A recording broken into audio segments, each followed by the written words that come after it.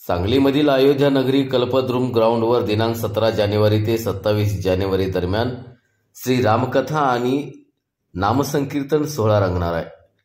परमपूज्य श्री समाधान महाराज शर्मा हे दुपारी 2:30 ते 6 वाजेच्या दरम्यान मराठीमधून श्री रामकथा सादर करणार आहेत, तर सायंकाळी 7 ते 9:30 दरम्यान नामसंकीर्तन सोहळा रंगणार आहे.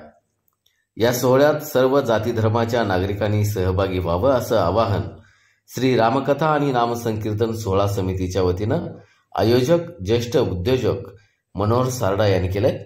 आज या कार्यक्रमासंदर्भातील बोर्डाचं अनावरण करण्यात आलं.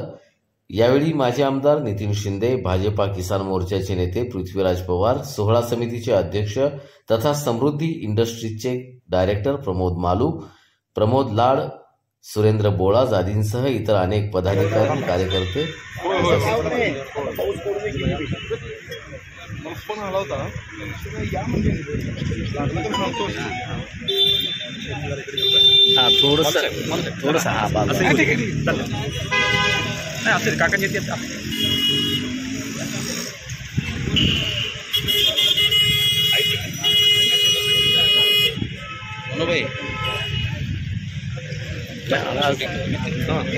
समोर येतो ना, समोर बॅक येते.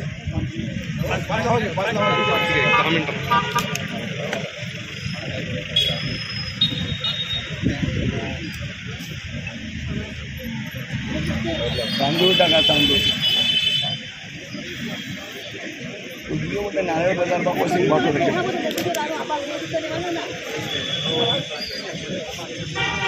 जय श्रीराम.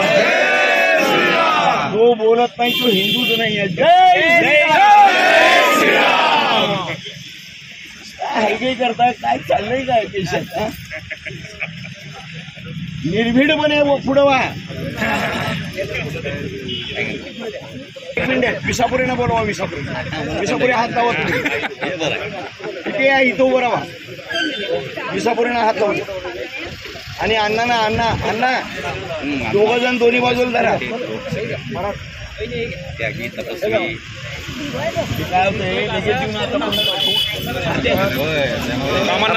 थांबा 1 मिनिट.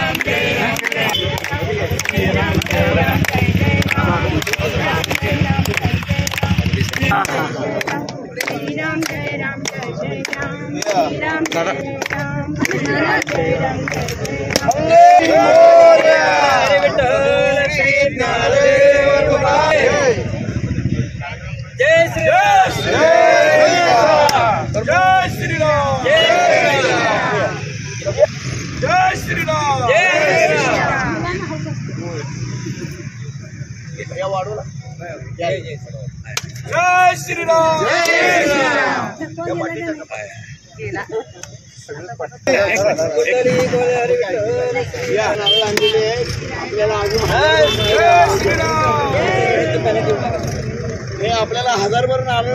जय श्रीराम. जय श्रीराम.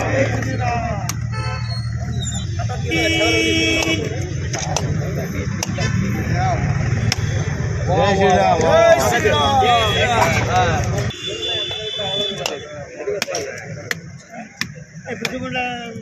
आहे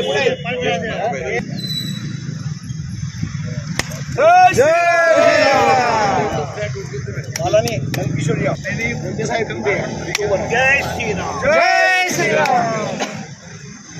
जाऊ तुम्ही.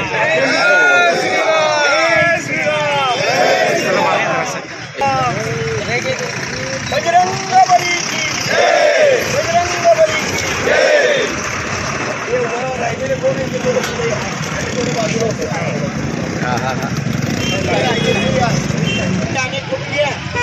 थांबा. म्हणत असते सुरेश. श्रीराम.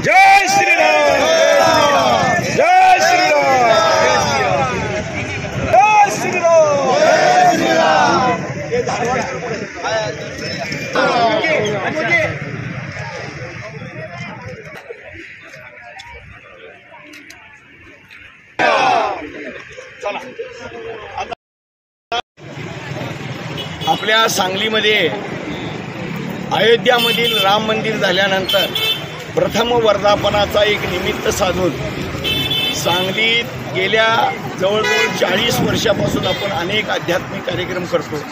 त्यामध्ये श्रीमद भागवत कथा करतो, रामायण करतो, ज्ञानेश्वरी पारायण करतो किंवा गीतेवरचे सगळे प्रवचन वगैरे ठेवतो।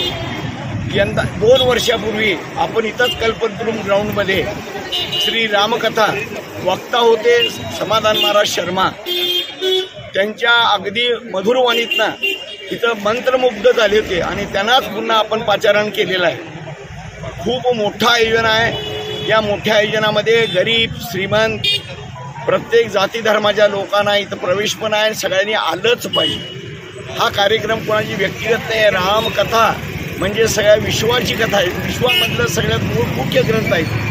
तर ह्या कथेमध्ये आपण सर्वांनी लाभ घ्यावा। खास करून रोज रात्री इथं अत्यंत खूप चांगले असे कीर्तनकार 9 दिवस येणार आहेत। या 11 कीर्तनकार येणार आहेत। 11 कीर्तनकारांच्या श्रीमुखातनं आपल्याला इथं रोज रात्री संध्याकाळी 7 ते 9:30 कीर्तन ऐकायला मिळणार आहे।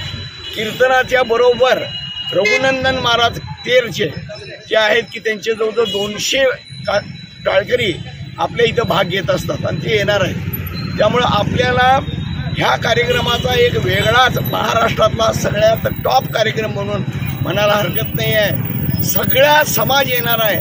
खास करून पहिलं आहे की 17 जानेवारी रोजी तो ध्वजारोहणाचा कार्यक्रम आहे। त्या ध्वजारोहणाचा कार्यक्रम म्हणजे अगदी स्वर्गात आल्यासारखं वाटेल असा तो कार्यक्रम असणार आहे। दुसरी गोष्ट 18 तारखेला सकाळी राम मंदिरपासून शोभायात्रा निघणार। त्या शोभायात्रामध्ये संपूर्ण सांगली जिल्ह्यातील जेवढ्या हिंदुत्ववादी संघटना आहेत, गणेश मंडळ आहेत, तालमी आहेत, व्यायामशाळा आहेत, ट्रस्ट आहेत, सगळ्यांना मी आवाहन करतो की आपण पूर्ण तयारीनं त्या दिवशी 18 तारखेला ह्या रामाकरता 3 तास द्यायचे आहेत। आपण तिथनं 8:30 ते 11:30 आपण मंडपामध्ये येऊ अशा पद्धतीचं पूर्ण प्लॅनिंग झालेलं आहे। त्यामुळे माझी सगळ्या असलेल्या भाविकांना, सगळ्या स्त्री पुरुष कोण काय असना, कामगार असू देत, कोणी असू देत, सगळ्या जातीच्या लोकांना आव्हान आहे की त्यांनी ह्या कार्यक्रमाचा लाभ घ्यावा, सहकार्य करावं।